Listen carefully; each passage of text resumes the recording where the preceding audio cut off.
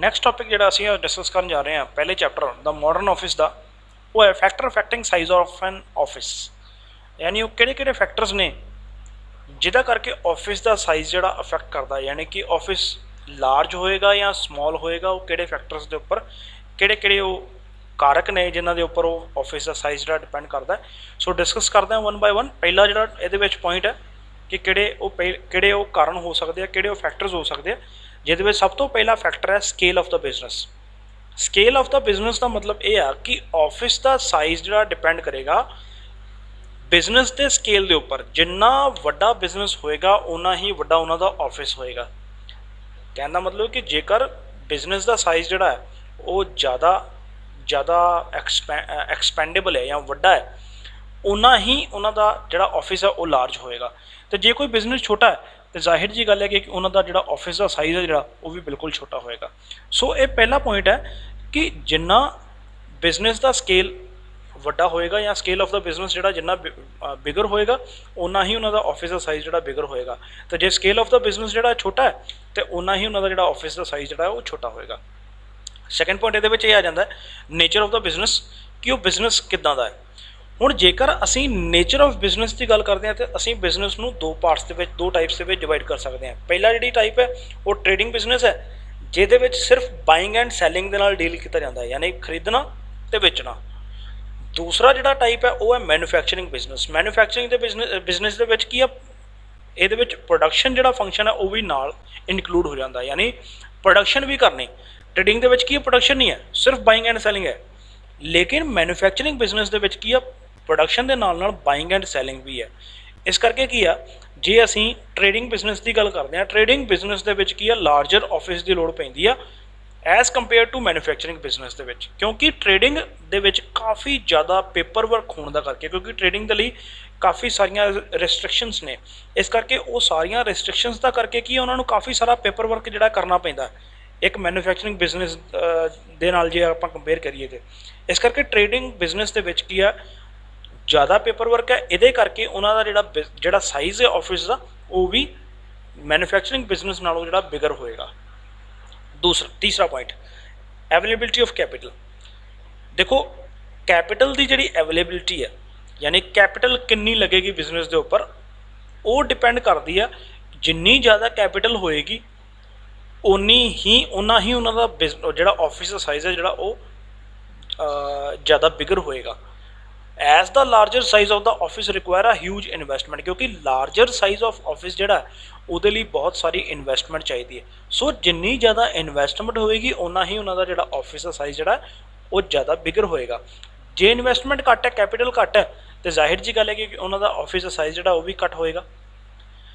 ਚੌਥਾ ਜਿਹੜਾ ਇਹਦੇ ਵਿੱਚ ਪੁਆਇੰਟ ਆ ਜਾਂਦਾ number of activities undertaken by the office. ਇਹਦੇ ਵਿੱਚ ਇਹ ਹੈ ਕਿ ਨੰਬਰ ਆਫ ਐਕਟੀਵਿਟੀਜ਼ ਦੇ ਉੱਪਰ ਡਿਪੈਂਡ ਕਰਦਾ ਹੈ। ਜਿਹੜੇ ਬਿਜ਼ਨਸ ਦੇ ਵਿੱਚ ਨੰਬਰ ਆਫ ਐਕਟੀਵਿਟੀਜ਼ ਜ਼ਿਆਦਾ ਨੇ ਉਹ ਬਿਜ਼ਨਸ ਦਾ ਜਿਹੜਾ ਆਫਿਸ ਹੈ ਉਹ ਉਨਾ ਹੀ ਜ਼ਿਆਦਾ ਬਿਗਰ ਹੋਏਗਾ। ਜਿਹਦੇ ਵਿੱਚ ਐਕਟੀਵਿਟੀਜ਼ ਜਿਹੜੀਆਂ ਘੱਟ ਨੇ, ਨੰਬਰ ਆਫ ਐਕਟੀਵਿਟੀਜ਼ ਜਿਹੜੀਆਂ ਘੱਟ ਆ, ਉਹਦੇ ਵਿੱਚ ਆਫਿਸ ਦਾ ਸਾਈਜ਼ ਉਨਾ ਹੀ ਘੱਟ ਹੋਏਗਾ। ਸੋ ਇਹ ਡਿਪੈਂਡ ਕਰਦਾ ਨੰਬਰ ਆਫ ਐਕਟੀਵਿਟੀਜ਼ ਦੇ ਉੱਪਰ ਕਿ ਉਹ ਬਿਜ਼ਨਸ ਕਿੰਨੀਆਂ ਨੰਬਰ ਆਫ ਐਕਟੀਵਿਟੀਜ਼ ਜਿਹੜੀਆਂ ਪਰਫਾਰਮ ਕਰ ਰਿਹਾ, ਜਾਂ ਉਹਨੂੰ ਕਿੰਨੀਆਂ ਸਰਵਿਸਿਜ਼ ਜਿਹੜੀਆਂ ਪ੍ਰੋਵਾਈਡ ਕਰਨੀਆਂ ਪੈਂਦੀਆਂ, ਕਿੰਨੀਆਂ ਪ੍ਰੋਫੈਸ਼ਨਲ ਐਕਟੀਵਿਟੀਜ਼ ਜਿਹੜੀਆਂ ਪਰਫਾਰਮ ਕਰਨੀਆਂ ਪੈਂਦੀਆਂ। ਇਸ ਕਰਕੇ ਜਿੰਨੀਆਂ ਜ਼ਿਆਦੀਆਂ ਉਹਨਾਂ ਦੇ ਕੋਲ ਐਕਟੀਵਿਟੀਜ਼ ਹੋਣਗੀਆਂ, ਪ੍ਰੋਫੈਸ਼ਨਲ ਐਕਟੀਵਿਟੀਜ਼ ਹੋਣਗੀਆਂ, ਉਨਾ ਹੀ ਉਹਨਾਂ ਦਾ ਆਫਿਸ ਦਾ ਸਾਈਜ਼ ਜਿਹੜਾ ਉਹ ਬਿਗਰ ਹੋਏਗਾ। ਪੰਜਵਾਂ ਪੁਆਇੰਟ ਇਹਦੇ ਵਿੱਚ ਇਹ ਆ ਜਾਂਦਾ ਸੈਂਟਰਲਾਈਜੇਸ਼ਨ ਔਰ ਡੀਸੈਂਟਰਲਾਈਜੇਸ਼ਨ। ਪਹਿਲਾਂ ਤਾਂ ਆਪਾਂ ਇਹ ਸਮਝੀਏ ਵੀ ਸੈਂਟਰਲਾਈਜੇਸ਼ਨ ਕੀ ਹੈ ਤੇ ਡੀਸੈਂਟਰਲਾਈਜੇਸ਼ਨ ਕੀ ਹੈ। ਸੈਂਟਰਲਾਈਜੇਸ਼ਨ ਦਾ ਮਤਲਬ ਹੈ ਕਿ ਜਿੱਥੇ ਹਰ ਇੱਕ ਕੰਮ ਜਿਹੜਾ ਹੈ ਉਹ ਇੱਕ ਸੈਂਟਰਲ ਪਲੇਸ ਤੋਂ ਮੈਨੇਜ ਕੀਤਾ ਜਾ ਸਕੇ, ਯਾਨੀ ਇੱਕੋ ਜਗ੍ਹਾ ਹੈ ਜਿਹੜੀ ਹਰ ਇੱਕ ਜਗ੍ਹਾ ਨੂੰ, ਹਰ ਇੱਕ ਡਿਪਾਰਟਮੈਂਟ ਨੂੰ ਕੰਟਰੋਲ ਕਰ ਰਹੀ ਹੈ ਬਿਜ਼ਨਸ ਦੇ। ਜੇ ਅਸੀਂ ਡੀਸੈਂਟਰਲਾਈਜੇਸ਼ਨ ਦੀ ਗੱਲ ਕਰੀਏ, ਡੀਸੈਂਟਰਲਾਈਜੇਸ਼ਨ ਦੇ ਵਿੱਚ ਕੀ ਹੈ ਕਿ ਬਿਜ਼ਨਸ ਹੈ ਲੇਕਿਨ ਬਿਜ਼ਨਸ ਦੇ ਵਿੱਚ ਡਿਪਾਰਟਮੈਂਟਸ ਬਣ ਦਿੱਤੇ ਗਏ, ਆਫਿਸ ਵੱਖਰੇ ਵੱਖਰੇ ਬਣਾ ਦਿੱਤੇ ਗਏ ਡਿਫਰੈਂਟ ਡਿਪਾਰਟਮੈਂਟਸ ਦੇ ਲਈ। ਉਹ ਵੱਖਰੇ ਵੱਖਰੇ ਡਿਪਾਰਟਮੈਂਟ ਵੱਖਰੇ ਵੱਖਰੇ ਆਫਿਸ ਦੁਆਰਾ ਕੰਟਰੋਲ ਕੀਤਾ ਜਾ ਸਕੇ। ਸੋ ਸੈਂਟਰਲਾਈਜੇਸ਼ਨ ਦੇ ਵਿੱਚ ਕੀ ਆ ਕਿ ਹਰ ਇੱਕ ਡਿਸੀਜਨ ਮੇਕਿੰਗ ਜਿਹੜੀ ਹੈ ਇੱਕੋ ਆਫਿਸ ਤੋਂ ਕੀਤੀ ਜਾਂਦੀ ਹੈ। ਡੀਸੈਂਟਰਲਾਈਜੇਸ਼ਨ ਦੇ ਵਿੱਚ ਕੀ ਹੈ ਕਿ ਉਹ ਡਿਫਰੈਂਟ ਜਿਹੜੇ ਆਫਿਸ ਜਿਹੜੇ ਬਣਾਏ ਜਾਂਦੇ ਆ। ਸੋ ਇਹਦੇ ਵਿੱਚ ਕੀ ਆ, ਸੈਂਟਰਲਾਈਜ਼ਡ ਆਫਿਸ ਦੇ ਵਿੱਚ ਕੀ ਆ ਕਿ ਆਫਿਸ ਦਾ ਸਾਈਜ਼ ਜਿਹੜਾ ਉਹ ਲਾਰਜਰ ਹੋਏਗਾ as compare to the decentralised office, ਕਿਉਂਕਿ ਸੈਂਟਰਲਾਈਜ਼ਡ ਆਫਿਸ ਦੇ ਵਿੱਚ ਹਰ ਇੱਕ ਡਿਪਾਰਟਮੈਂਟ ਇੱਕੋ ਜਗ੍ਹਾ ਤੋਂ ਕੰਟਰੋਲ ਹੋ ਰਿਹਾ, ਇਸ ਕਰਕੇ ਉਹਦਾ ਆਫਿਸ ਦਾ ਸਾਈਜ਼ ਵੀ ਜਿਹੜਾ ਵੱਡਾ ਹੋਏਗਾ, ਲਾਰਜਰ ਹੋਏਗਾ। ਅਤੇ ਡੀਸੈਂਟਰਲਾਈਜ਼ਡ ਆਫਿਸ ਦੇ ਵਿੱਚ ਕੀ ਆ, ਡੀਸੈਂਟਰਲਾਈਜ਼ਡ ਆਫਿਸ ਦੇ ਵਿੱਚ ਬਿਜ਼ਨਸ ਦਾ ਜਿਹੜਾ ਸਾਈਜ਼ ਹੈ, ਆਫਿਸ ਦਾ ਜਿਹੜਾ ਸਾਈਜ਼ ਹੈ ਜਾਂ ਆਫਿਸ ਨੂੰ ਡਿਫਰੈਂਟ ਡਿਪਾਰਟਮੈਂਟ ਦੇ ਵਿੱਚ ਵੰਡਤਾ ਜਾਂਦਾ, ਇਸ ਕਰਕੇ ਉਹਨਾਂ ਦੇ ਕੋਲ ਇੱਕ ਸਪੈਸ਼ਲਾਈਜ਼ਡ ਡਿਪਾਰਟਮੈਂਟ ਹੈ, ਇੱਕ ਵੱਖਰਾ ਸਪੈਸ਼ਲ ਡਿਪਾਰਟਮੈਂਟ ਹੈ ਜਿਹਨੂੰ ਉਹਨਾਂ ਨੇ ਮੈਨੇਜ ਕਰਨਾ ਹੈ। ਉਹਨਾਂ ਨੇ ਹੋਰ ਕੋਈ ਡਿਪਾਰਟਮੈਂਟ ਨਹੀਂ ਦੇਖਣਾ। ਇਸ ਕਰਕੇ ਉੱਥੇ ਜਿੱਥੇ ਡਿਪਾਰਟਮੈਂਟ ਵੰਡੇ ਹੋਣ ਉੱਥੇ ਕੀ ਹੈ ਕਿ ਉਹਨਾਂ ਨੂੰ ਮੈਨੇਜ ਕਰਨਾ ਜਿਹੜਾ ਡੀਸੈਂਟਰਲਾਈਜੇਸ਼ਨ ਦੇ ਵਿੱਚ ਕੀ ਹੈ, ਉਹਨਾਂ ਨੂੰ ਜਗ੍ਹਾ ਘੱਟ ਚਾਹੀਦੀ ਹੈ। ਆਫਿਸ ਦਾ ਸਾਈਜ਼ ਜਿਹੜਾ ਇਹਦੇ ਉੱਪਰ ਡਿਪੈਂਡ ਕਰਦਾ ਕਿ ਜੇਕਰ ਡੀਸੈਂਟਰਲਾਈਜੇਸ਼ਨ ਹੈ ਤਾਂ ਉੱਥੇ ਆਫਿਸ ਦਾ ਸਾਈਜ਼ ਜਿਹੜਾ ਉਹ ਘੱਟ ਹੋਏਗਾ, ਅਤੇ ਜੇਕਰ ਸੈਂਟਰਲਾਈਜ਼ ਹੈ ਉਹਦੇ ਵਿੱਚ ਆਫਿਸ ਦਾ ਸਾਈਜ਼ ਜਿਹੜਾ ਉਹ ਲਾਰਜਰ ਹੋਏਗਾ।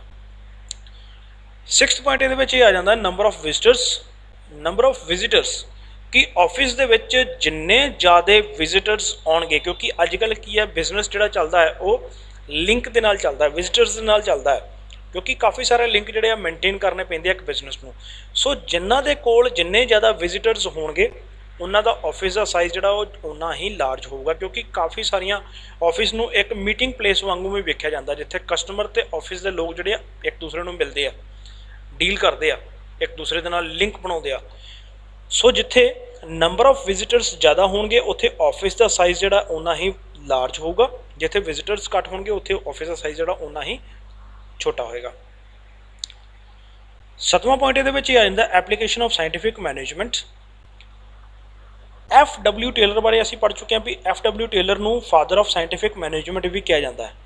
ਸੋ ਜਿੱਥੇ FW ਟੇਲਰ ਦੇ ਸਾਇੰਟੀਫਿਕ ਮੈਨੇਜਮੈਂਟ ਦੀ ਗੱਲ ਆਉਂਦੀ ਹੈ ਉੱਥੇ ਅਸੀਂ ਸਟ੍ਰੈਸ ਕਰਦੇ ਹਾਂ ਡਿਵੀਜ਼ਨ ਆਫ ਲੇਬਰ ਦੇ ਲਈ, ਕਿ ਅਸੀਂ ਲੇਬਰ ਨੂੰ ਇਸ ਤਰੀਕੇ ਨਾਲ ਵੰਡੀਏ ਕਿ ਉਹਨਾਂ ਦੀਆਂ ਸਪੈਸ਼ਲਾਈਜ਼ਡ ਜੋ ਐਬਿਲਿਟੀਜ਼ ਨੇ ਉਹਦੇ ਅਕੋਰਡਿੰਗ ਉਹਨਾਂ ਨੂੰ ਪਲੇਸ ਕੀਤਾ ਜਾਵੇ ਜੋਬ ਦੇ ਉੱਪਰ। ਸਪੈਸ਼ਲਾਈਜ਼ਡ ਜਿਹੜੀਆਂ ਜੋਬਸ ਉਹਨਾਂ ਨੂੰ ਪ੍ਰੋਵਾਈਡ ਕੀਤੀਆਂ ਜਾਣ ਉਹਨਾਂ ਦੇ ਕੁਆਲੀਫਿਕੇਸ਼ਨ ਦੇ ਅਕੋਰਡਿੰਗ, ਉਹਨਾਂ ਦੇ ਐਪਟੀਟਿਊਡ ਦੇ ਅਕੋਰਡਿੰਗ, ਉਹਨਾਂ ਦੀ ਟ੍ਰੇਨਿੰਗ ਦੇ ਅਕੋਰਡਿੰਗ। ਜੇਕਰ ਅਸੀਂ to apply these principles each department required sufficient space, ਯਾਨੀ ਜੇਕਰ ਅਸੀਂ ਇਹ ਸਾਰੇ ਪ੍ਰਿੰਸੀਪਲਸ ਜਿਹੜੇ ਆ ਇੰਪਲੀਮੈਂਟ ਕਰਨਾ ਚਾਹੁੰਦੇ ਹਾਂ, ਅਪਲਾਈ ਕਰਨਾ ਚਾਹੁੰਦੇ ਹਾਂ, ਸਾਨੂੰ ਸਫੀਸ਼ੀਐਂਟ ਸਪੇਸ ਚਾਹੀਦੀ ਹੈ। ਕਹਿਣ ਦਾ ਮਤਲਬ ਕਿ ਜੇਕਰ ਅਸੀਂ ਸਾਇੰਟੀਫਿਕ ਮੈਨੇਜਮੈਂਟ ਨੂੰ ਆਪਣੀ ਆਰਗੇਨਾਈਜੇਸ਼ਨ ਦੇ ਵਿੱਚ ਇੰਪਲੀਮੈਂਟ ਕਰਨੇ ਆ, ਸੋ ਸਾਨੂੰ ਕਈ ਤਰ੍ਹਾਂ ਦੇ ਸਪੈਸ਼ਲਾਈਜ਼ਡ ਟਾਸਕ ਕਰਨੇ ਪੈਂਦੇ ਆ, ਸਪੈਸ਼ਲਾਈਜ਼ਡ ਆਫਿਸ ਬਣਾਉਣੇ ਪੈਂਦੇ ਆ, ਸਪੈਸ਼ਲਾਈਜ਼ਡ ਡਿਪਾਰਟਮੈਂਟ ਬਣਾਉਣੇ ਪੈਂਦੇ ਆ, ਜਿਹਦਾ ਕਰਕੇ ਆਫਿਸ ਦਾ ਸਾਈਜ਼ ਜਿਹੜਾ ਉਹ ਇਨਕਰੀਜ਼ ਹੋ ਜਾਂਦਾ ਹੈ। 8th ਪੁਆਇੰਟ ਹੈ ਡਿਗਰੀ ਆਫ ਆਟੋਮੇਸ਼ਨ। ਸਭ ਤੋਂ ਪਹਿਲਾਂ ਮੈਂ ਆਟੋਮੇਸ਼ਨ ਸਮਝਾਉਂਦਾ ਕਿ ਕੀ ਆ। ਆਟੋਮੇਸ਼ਨ ਦਾ ਮਤਲਬ ਹੈ ਕਿ ਜਿੱਥੇ ਜਿੰਨੀ ਜ਼ਿਆਦਾ ਮਸ਼ੀਨਰੀ ਜਾਂ ਹਾਰਡਵੇਅਰ ਯੂਜ਼ ਕੀਤਾ ਜਾਵੇ, ਲੇਟੈਸਟ ਟੈਕਨੋਲੋਜੀ ਯੂਜ਼ ਕੀਤੀ ਜਾਵੇ ਕੰਮ ਨੂੰ ਕਰਨ ਦੇ ਲਈ। ਹੁਣ ਜੇਕਰ ਅਸੀਂ ਆਟੋਮੇਸ਼ਨ ਦੀ ਗੱਲ ਕਰਦੇ ਹਾਂ, ਆਟੋਮੇਸ਼ਨ ਦੇ ਵਿੱਚ ਕੰਪਿਊਟਰਸ ਵੀ ਆਉਣਗੇ, ਆਟੋਮੇਸ਼ਨ ਦੇ ਵਿੱਚ ਕਾਪੀਅਰਸ ਵੀ ਆਉਣਗੇ, ਆਟੋਮੇਸ਼ਨ ਦੇ ਵਿੱਚ ਫੋਨਸ ਵੀ ਆਉਣਗੇ, ਆਟੋਮੇਸ਼ਨ ਦੇ ਵਿੱਚ ਪ੍ਰਿੰਟਰਸ ਵੀ ਆਉਣਗੇ, ਕਾਫੀ ਸਾਰੀਆਂ ਮਸ਼ੀਨਸ ਜਿਹੜੀਆਂ ਅਸੀਂ ਆਫਿਸ ਦੇ ਕੰਮ ਵਾਸਤੇ ਯੂਜ਼ ਕਰਦੇ ਹਾਂ। ਸੋ ਜਿੱਥੇ ਜਿੰਨੀ ਜ਼ਿਆਦਾ ਆਟੋਮੇਸ਼ਨ ਹੋਵੇਗੀ, ਕਹਿਣ ਦਾ ਮਤਲਬ ਜਿੱਥੇ ਜਿੰਨਾ ਜ਼ਿਆਦਾ ਕੰਮ ਜਿਹੜਾ ਉਹ ਮਸ਼ੀਨਾਂ ਦੇ ਥਰੂ ਜਿਹੜਾ ਕੀਤਾ ਜਾਵੇਗਾ, ਉੱਥੇ ਓਨਾ ਹੀ ਆਫਿਸ ਦਾ ਸਾਈਜ਼ ਜਿਹੜਾ ਉਹ ਘੱਟ ਹੋਏਗਾ, ਕਿਉਂਕਿ ਉੱਥੇ ਸਾਰਾ ਕੰਮ ਮਸ਼ੀਨਾਂ ਦੇ ਦੁਆਰਾ ਮੈਨੇਜ ਕੀਤਾ ਜਾ ਰਿਹਾ ਹੈ। ਜਿੱਥੇ ਆਟੋਮੇਸ਼ਨ ਘੱਟ ਹੋਏਗੀ ਉੱਥੇ ਓਨਾ ਹੀ, ਜਿੱਥੇ ਆਟੋਮੇਸ਼ਨ ਜਿੰਨੀ ਘੱਟ ਹੋਏਗੀ ਉੱਥੇ ਓਨਾ ਹੀ ਜਿਹੜਾ ਆਫਿਸ ਦਾ ਸਾਈਜ਼ ਹੈ ਜਿਹੜਾ ਉਹ ਲਾਰਜ ਹੋਏਗਾ, ਕਿਉਂਕਿ ਉੱਥੇ ਪੇਪਰ ਵਰਕ ਜਿਹੜਾ ਜ਼ਿਆਦਾ ਕੀਤਾ ਜਾ ਰਿਹਾ ਹੋਵੇਗਾ।